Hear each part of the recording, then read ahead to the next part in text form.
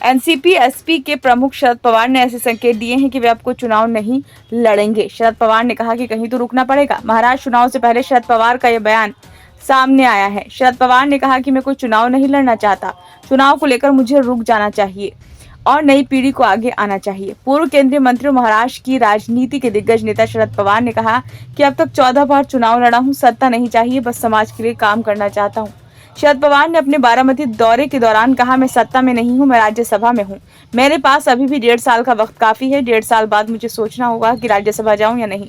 लोकसभा तो मैं नहीं लड़ूंगा, कोई भी चुनाव नहीं लड़ूंगा। कितने चुनाव लड़े जाएं?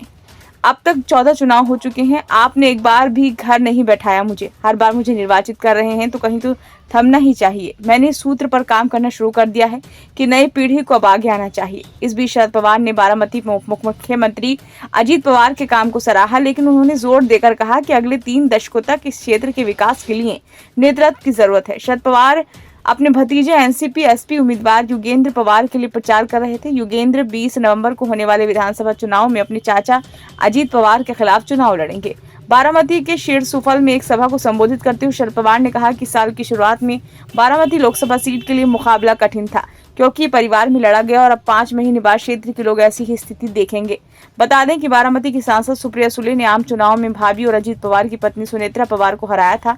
युगेंद्र पवार अजीत पवार के छोटे भाई श्रीनिवास पवार के बेटे हैं।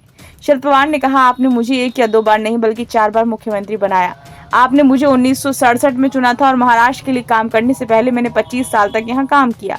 मैंने सभी स्थानीय शक्तियां अजीत दादा को सौंप दी। उन्हें सभी निर्णय लेने, स्थानीय निकायों, चीनी और दूध निकायों के लिए कार्यक्रम और चुनावों की योजना बनाने का काम सौंपा। उन्होंने कहा कि अजीत पवार ने 25 से 30 साल तक इस क्षेत्र में काम किया और उनके काम पर कोई संदेह नहीं है।